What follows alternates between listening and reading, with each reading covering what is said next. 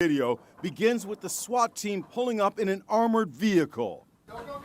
Video shows 42-year-old Andrew Brown trying to escape in his car as police close in to arrest him.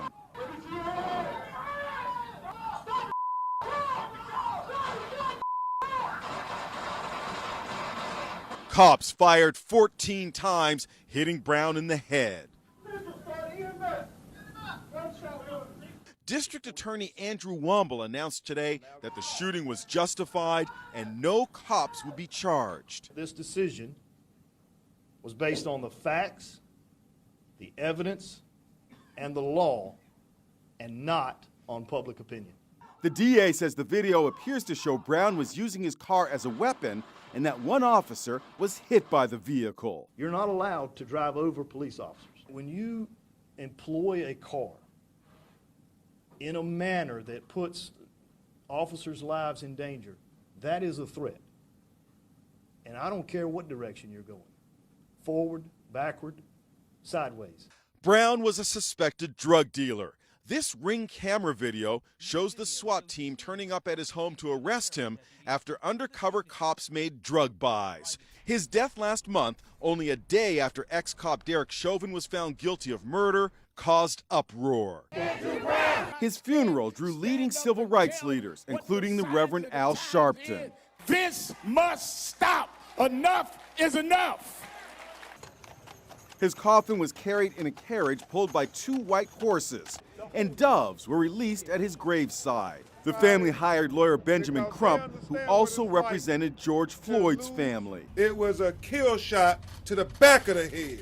But the DA says the shooting was justified. People made claims on camera that were knowing falsehoods and were directly refuted by the body camera video. CNN's John King described the district attorney's attitude as defiant. The prosecutor was insistent, at times even defiant, saying the 14 shots that were fired in a span of about 44 seconds, in his view, justified. We showed the body cam video to former LAPD Sergeant Cheryl Dorsey. Why is it that these officers, perception is always fear and the likelihood of great bodily harm if a black suspect gets away, but we see them take armed white men into custody? How? Without incident. Now the situation remains tense following the release of the video.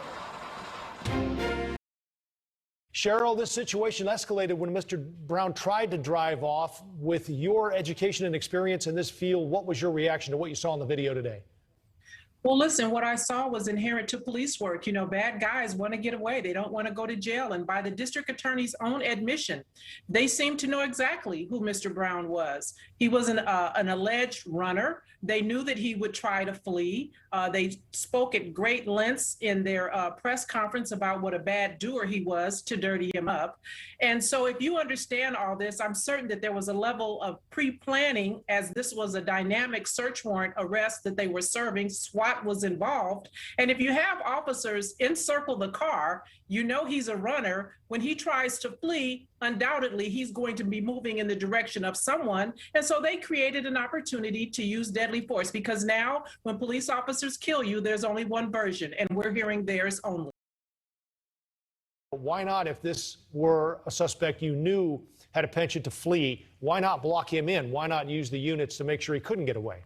Well, then there's that. I mean, and why? Well, because you can shoot and kill him. We're not going to know what his intent was. And then we're going to have the officers say just what they said. I said from the very beginning, this was going to be a difficult case for the family to overcome in terms of perception, because what an officer says is their perception is very difficult to debate and argue. And so all of this will now go to a civil jury's frame of mind if it ever gets there. And so all I can say is what has happened. I don't know these officers. I can't speak to their heart, but I know that there was another option, and shooting him was not the only thing in their repertoire, but they circled his car, and a vehicle is a deadly weapon.